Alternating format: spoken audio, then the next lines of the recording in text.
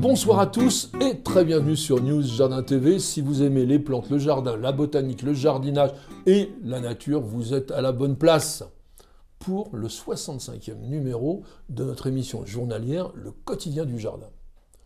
Cette émission, nous l'offrons à l'ensemble du public pendant 24 heures, mais ensuite, elle est uniquement réservée en consultation permanente aux membres de News Jardin TV, le club, et j'espère que vous n'hésiterez pas à en faire partie. Le principe du Quotidien du Jardin, c'est que je réponde chaque soir à l'une de vos questions. Vous les postez comme vous voulez, soit sur le site www.newsjardintv.com, soit en nous écrivant un commentaire après avoir vu une vidéo sur la chaîne YouTube, ou, et je le dis tout le temps, mais j'insiste parce que c'est très important pour nous, de nous envoyer des photos par mail sur contact@newsjardintv.com lorsqu'il s'agit d'une plante à identifier ou de symptômes particulièrement bizarres que vous rencontrez sur vos plantes. Pour ce soir, nous avons choisi la question de Picard. Depuis au moins 10 ans, j'ai un camélia dont de nombreux boutons floraux n'arrivent pas à terme. Ils noircissent et se décrochent avant de s'ouvrir, et pourtant il y a de nouvelles pousses qui pointent. Craignant qu'il ne s'agisse d'un manque d'éléments fertilisants,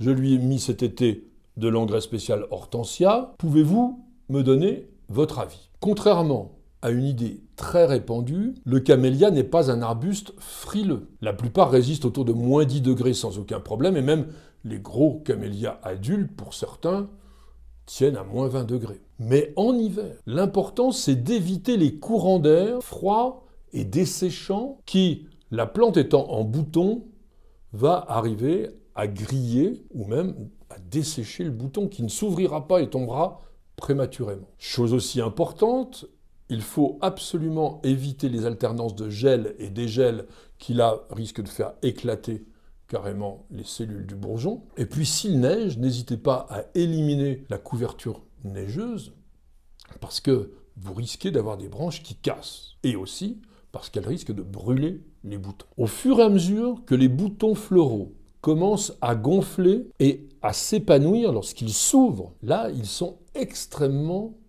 fragiles au gel. Et lorsqu'ils ont été gelés, eh bien l'ouverture ne se fait plus. Donc il faut éviter d'exposer les camélias à l'est, parce que si les boutons floraux qui ont subi une gelée au cours de la nuit sont réveillés trop rapidement avec le soleil du petit matin, eh bien vous avez une tension qui se forme sur les membranes cellulaires qui risquent d'éclater. Et c'est là que les nécroses apparaissent et qu'on se rend compte que les boutons brunissent et ils vont évidemment tomber prématurément. Il y a une chose naturelle qui peut se passer aussi. Lorsqu'une année vous avez énormément de boutons floraux sur la plante, si elle ne se sent pas en mesure de mener à bien l'ensemble de cette floraison qui lui demande énormément d'énergie, elle va se débarrasser elle-même naturellement de ces boutons en surplus. Généralement, ils tombent verts.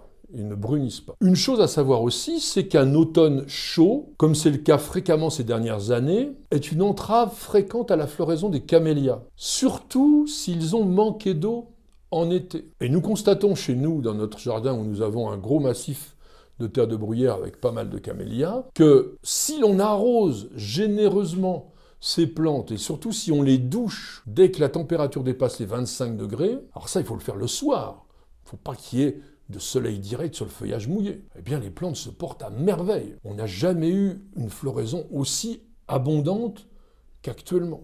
Camélia, ça sent quoi? Il est bourré de fleurs. Je vous parlais de l'été et c'est très important parce que la chute précoce des boutons floraux de camélia peut être due à un air trop chaud, trop sec. La plante n'aime pas du tout les canicules et elle a besoin vraiment d'une température moyenne. C'est pour ça qu'ils sont si beaux en Bretagne. Jamais trop chaud, jamais trop froid. Je vous l'ai évoqué à l'instant, mais pour remédier à ce problème de l'été, il n'y a pas 36 solutions. On va doucher, simplement peut-être avec un arroseur oscillant, le feuillage de nos camélias les soirs d'été très chauds. Mais vous pouvez aussi augmenter la fraîcheur au niveau du pied, ça c'est important pour la plante, en laissant un paillis permanent organique de 10 cm d'épaisseur au pied de la plante. Et puis il y a une chose qu'on oublie. Camélia, plante de terracide, souvent compagnon des rhododendrons, on dit c'est une plante d'ombre. Non, non, non, non, non. Le camélia a besoin de lumière pour fleurir. Si vous le mettez trop à l'ombre, non seulement il formera peu de boutons, mais si c'est une ombre dense et qui persiste, par exemple s'il y a un conifère à côté, eh bien les boutons ne s'ouvriront pas. Je vous disais que le camélia apprécie l'humidité, oui, mais il déteste aussi les sols détrempés. Donc jamais planter un camélia dans un sol argileux, compact, qui va entraîner la pourriture des racines et aussi une chute des boutons floraux. Notre interlocuteur nous ayant signalé un noircissement des boutons floraux, on ne peut pas complètement éliminer un risque parasitaire. Notamment parce qu'il y a une maladie cryptogamique qu'on appelle la sclérotignose, qui est due au champignon Siborinia camelliae. On voit au cœur des fleurs, souvent à la base de la fleur, des amas noirâtres, qu'on appelle des sclérotes d'ailleurs, et qui sont les fructifications du champignon qui ressemblent un peu à des raisins secs. Et si vous voyez ces symptômes-là, il faut éliminer rapidement les fleurs attaquées de manière à ce qu'il n'y ait pas prolifération de la maladie sur l'ensemble de la plante. Dernière petite chose, attention aussi, les camélias cultivés 100% dans de la terre de bruyère pure peuvent manquer de nourriture parce que c'est un substrat extrêmement pauvre. Donc n'hésitez pas quand même à leur apporter un peu d'engrais, c'est ce qu'a fait Picard, d'ailleurs notre interlocuteur, et il a bien fait. Merci à tous de nous avoir suivis, j'espère que cette émission et surtout son contenu vous aura intéressé, vous aura fait passer un bon moment, vous aura peut-être donné aussi des solutions à vos propres problèmes.